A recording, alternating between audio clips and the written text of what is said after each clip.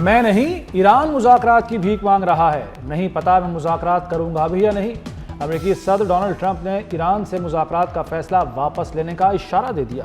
کہا ایرانی بیوقوف نہیں، وہ بہت سمارٹ ہیں۔ ہم حملہ نہ کرتے تو ایران 2 ہفتے میں ایٹمی ہتھیار بنا لیتا۔ ایران کی فوجی صلاحیت، نیوی اور فضائیہ کو مکمل ختم کر دیا۔ ایران جنگ سے پریشان ہو کر خلیجی ریاستوں کو نشانہ بنا رہا ہے۔ ہمیں اب نیٹو کی مدد کی کوئی ضرورت نہیں۔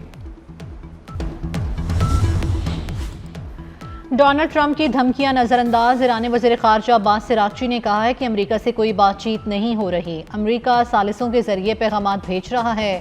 ان پیغامات کا تبادلہ مذاکرات نہیں، واشنگٹن کا لہجہ اب بدل رہا ہے۔ پہلے غیر مشروط ہتھیار ڈالنے کا مطالبہ کیا تھا، بدلتا امریکی لہجہ شکست کا اعتراف ہے۔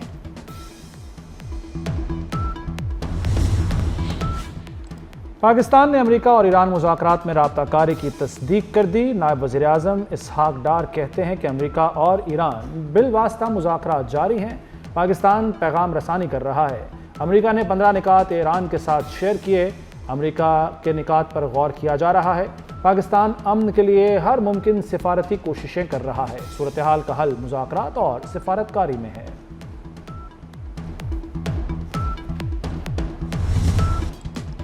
امن مذاکرات کے لیے پاکستان کی کوششیں جاری، وزیر اعظم شہباز شریف سے چینی سفیر کی اہم ملاقات، علاقائی صورتحال پر تبادلہ خیال۔ وزیر اعظم نے کشیدگی میں کمی کے لیے پاکستان کے کردار کو اجاگر کیا، باہمی دلچسپی کے امور پر قریبی ہم آہنگی جاری رکھنے پر زور۔ نائب وزیر اعظم اسحاق ڈار کے اردن اور ترک وزیر خارجہ سے رابطے، کشیدگی میں فوری کمی کی ضرورت پر زور دیا۔ پاکستان اور ترکی قریبی رابطے میں رہنے پر متفق۔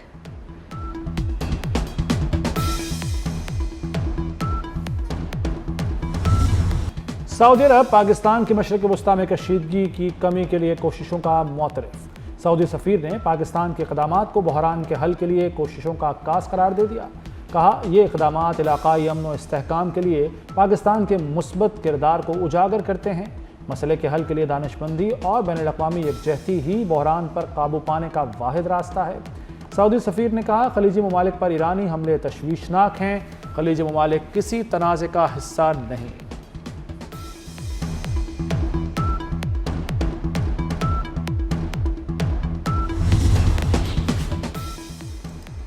ملیشیا کی بھی پاکستان کی امن کوششوں کی حمایت، وزیر اعظم شہباز شریف کو ملیشین ہم منصب کا ٹیلی فون۔ شہباز شریف نے مذاکرات کی کوششوں کی تفصیل بتائی۔ ملیشین وزیر اعظم کی مشرق وسطیٰ بحران کے حل کے لیے پاکستان کی قیادت میں ثالثی کی حمایت۔ دونوں رہنماؤں کا خطے کی کشیدگی کم کرنے کے لیے رابطے جاری رکھنے پر اتفاق۔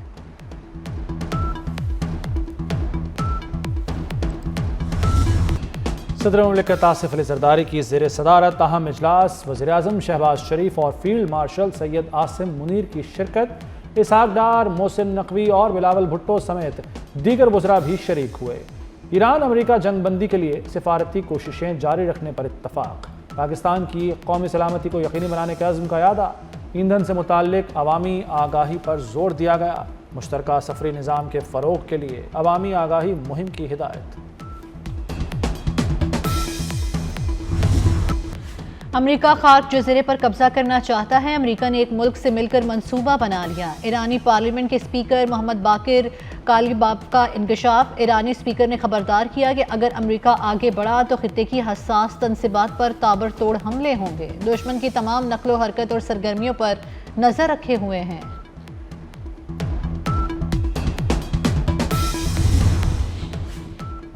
اسرائیل کا ایرانی بحریہ کے کمانڈر علی رضا تنگسیری کو شہید کرنے کا دعویٰ۔ اسرائیلی وزیر دفاع نے کہا ہے کہ ایرانی بحریہ کے کمانڈر کو گزشتہ رات ٹارگیٹڈ کارروائی میں نشانہ بنایا گیا۔ حملے میں ایرانی بحری کمانڈ کے دیگر اعلیٰ افسران کو بھی ٹارگیٹ کیا گیا۔ پاسداران انقلاب نے علی رضا تنگسیری کی شہادت کی تصدیق نہیں کی۔ ایران کی امریکہ اور اسرائیل پر جوابی وار، اسرائیل پر حملوں کی ایک اور بڑی لہر میں میزائلوں ڈرونز کا استعمال، صرف 40 منٹ کے دوران 400 میزائل داغ دیے۔ یروشلم اور تل ابیب میں متعدد عمارتیں زمین بوس ہو گئیں، کئی گاڑیوں میں آگ بھڑک اٹھی، متعدد افراد زخمی۔ ہدیرہ میں واقع بڑے پاور پلانٹ کو بھی میزائل حملے میں نشانہ بنایا گیا۔ کویت، اردن، بحرین میں بھی امریکی فوجی اڈوں پر حملے۔ پاسداران انقلاب کا امریکی F-18 طیارے کو نشانہ بنانے کا بھی دعویٰ۔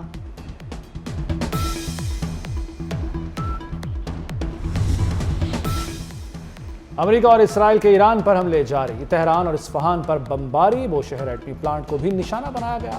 ایران میں شہادتوں کی تعداد 2000 کے قریب ہو گئی۔ جنگ کے آغاز سے اب تک 215 شہروں کو نشانہ بنایا گیا۔ 83,000 سے زائد عمارتوں کو نقصان پہنچا، 281 طبی مراکز بھی شامل۔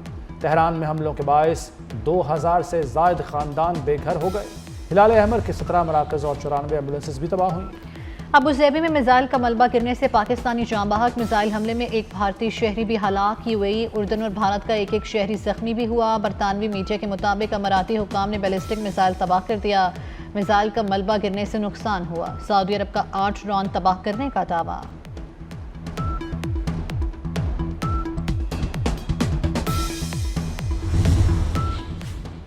روس ایران کو ڈرونز، سیٹلائٹ امیجنگ اور انٹیلیجنس فراہم کر رہا ہے، برطانوی اخبار کا دعویٰ۔ روس کی جانب سے ایران کو ڈرونز کی فراہمی کا مرحلہ مارچ میں شروع ہوا۔ روس سیٹلائٹ امیجنگ اور انٹیلیجنس مدد بھی فراہم کر رہا ہے۔ تہران نے روس سے مزید جدید فضائی دفاعی صلاحیتیں بھی مانگی ہیں۔ روس نے S-400 کے لیے ایرانی درخواستوں کو مسترد کر دیا۔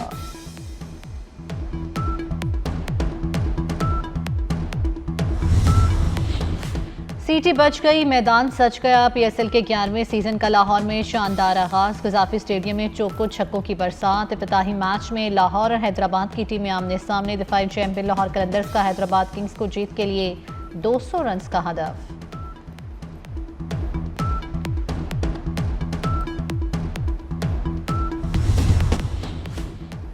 کرکٹ کے عالمی ستاروں کا جلوہ، قذافی اسٹیڈیم لاہور میں PSL کا میلہ جاری۔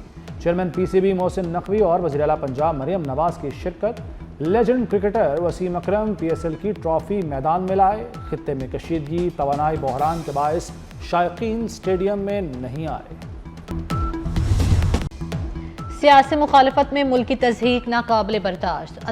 تاڑا نے GSP+ کا سٹیٹس ختم کرانے کی کوشش معاشی تخریب کاری قرار دی تھی۔ کہتے ہیں تنقید سب کا حق ہے مگر ملکی وقار داؤ پر نہ لگائیں۔ کوئی سیاسی جماعت یا لیڈر ملک سے مقدم نہیں ہوتا۔ PTI ملک کے خلاف مہم چلانے میں ملوث ہے۔ شخصیت اور انا پرستی ملک کے لیے نقصان دہ ہے۔ نقصان پہنچانے کی کوشش کے باوجود پاکستان مضبوط رہے گا۔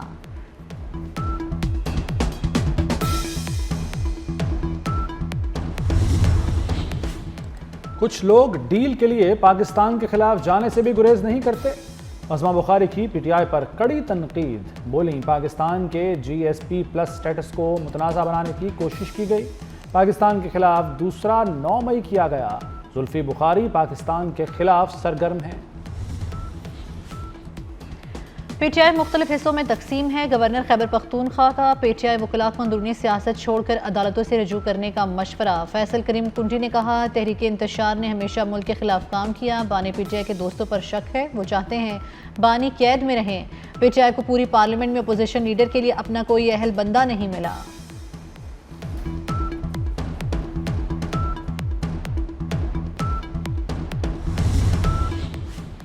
ایران پر مسلط کردہ جنگ میں پاکستان کا مصالحانہ کردار خوشائند ہے۔ قائد ملت جعفریہ کی جانب سے اعلامیہ جاری۔ علامہ ساجد نقوی نے کہا کہ باہمی کشیدگی اور محاذ آرائی کی بجائے اجتماعی سوچ اپنانے کی ضرورت ہے۔ پاکستان میں رہبر معظم کی شہادت سے غمزدہ عوام کا احتجاج حق تھا۔ پرتشدد واقعات آزادانہ اور شفاف تحقیقات کے متقاضی ہیں۔ منشیات کے جرائم میں سزا کی شرح 82% تک پہنچ گئی۔ نئی نسل کو منشیات سے بچانے کے لیے بھرپور کریک ڈاؤن جاری رہے گا۔ وزیر داخلہ محسن نقوی پرعزم۔ محسن نقوی کا anti narcotics force head quarters کا دورہ۔ زیر تعمیر national counter narcotics coordination centre کا معائنہ۔ ادارے کی کارکردگی، افعال کار اور آپریشنز پر بریفنگ لی۔ منشیات کے مکروہ دھندے میں ملوث 22 ملکی اور 9 غیر ملکی ڈرگ ٹریفکنگ آرگنائزیشنز کو توڑا گیا۔ ANF فاؤنڈیشن کے قیام کی اصولی منظوری۔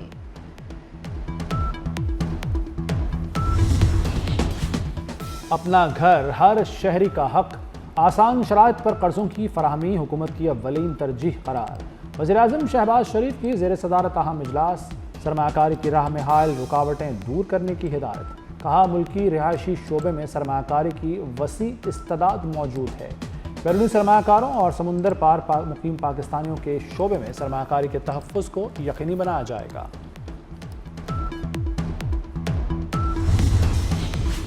نئے زرعی منصوبے کے تحت خریف پیداوار میں 25% اضافے کا ہدف۔ وفاقی وزیر برائے قومی غذائی تحفظ و تحقیق رانا تنویر حسین کی زیر صدارت اجلاس۔ رانا تنویر حسین نے کہا کہ زرعی شعبے کی بحالی حکومت کی اولین ترجیح ہے۔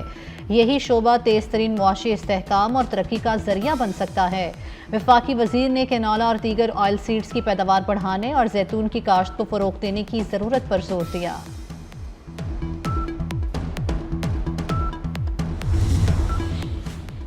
کفایت شعاری مہم پر پنجاب اسمبلی میں سختی سے عمل۔ اسپیکر ملک احمد خان کی پروٹوکول گاڑیاں گراؤنڈ۔ پنجاب اسمبلی کی 25 پروٹوکول گاڑیاں بھی کھڑی کر دی گئیں۔ صوبائی اسمبلی کی عمارت میں برقی آلات مکمل بند، غیر ضروری ایئر کنڈیشنز بھی بند، صرف ضروری لائٹس کا استعمال۔ کمیٹی چیئرمین کے پیٹرول میں 70%، سینئر افسران کے پیٹرول میں 50% کٹوتی کر دی گئی۔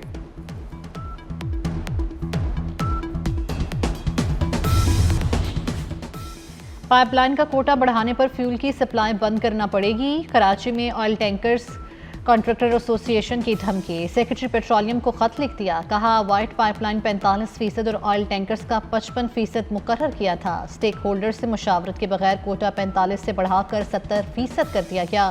کوٹے میں اضافہ فوری واپس لینے کا مطالبہ۔ جیٹ فیول کی قیمت 388 روپے سے بڑھ کر 472 روپے لیٹر تک پہنچ گئی۔ مسافروں کے لیے کرایوں میں اضافے کا دباؤ بڑھ گیا۔ پی آئی اے سمیت دیگر ایئر لائنز نے کرایوں میں 100% تک اضافہ کر دیا۔ کراچی سے اسلام آباد اور لاہور کا یک طرفہ کرایہ 40,000 روپے ہو گیا۔ مشرق وسطی کا تنازع بھارت کی داخلی معیشت کے لیے چیلنج بن گیا۔ بھارت میں ایندھن بحران، گیس اور تیل کی قلت، غریب طبقہ دوبارہ لکڑی اور کوئلے جلانے پر مجبور۔ بھارت میں پیٹرول پمپس پر شہریوں کی لمبی قطاریں، پولیس تعینات کر دی گئی۔ مارکیٹوں میں ملنے والی گیس کی قیمتوں میں اضافہ ہو گیا۔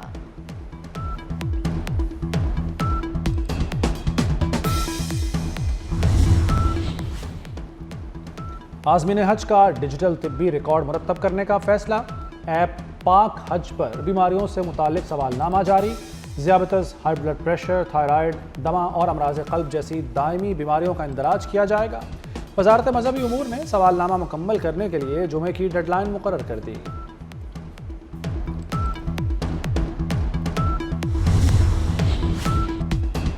مسیحی لڑکی کا مسلمان لڑکے سے نکاح شرعی اور قانونی طور پر درست قرار۔ کم عمر مسیحی لڑکیوں کی مسلمان لڑکوں سے شادی پر آئینی عدالت کا اہم تحریری فیصلہ جاری۔ لاہور ہائی کورٹ کا فیصلہ برقرار، شادی کے خلاف درخواست خارج کر دی گئی۔ وفاقی آئینی عدالت نے ریمارکس دیے کہ مسلمان مرد شرعی طور پر اہل کتاب خواتین سے نکاح کر سکتے ہیں۔ اور مارچ میں بادلوں کا شاندار مارچ۔ ملک کے مختلف شہروں میں بادلوں نے گرمی کے بڑھتے قدم روک دیے۔ چمن، قلعہ عبداللہ، پشین، قلات اور نوشکی میں طوفانی بارش، ژالہ باری سے کھڑی فصلیں، باغات اور املاک شدید متاثر۔ پارا چنار، کرک، جنوبی وزیرستان اور ہنگو سمیت خیبر پختونخوا کے مختلف اضلاع میں بھی بارشیں۔ کراچی میں صبح سویرے بارش کے بعد موسم خوشگوار۔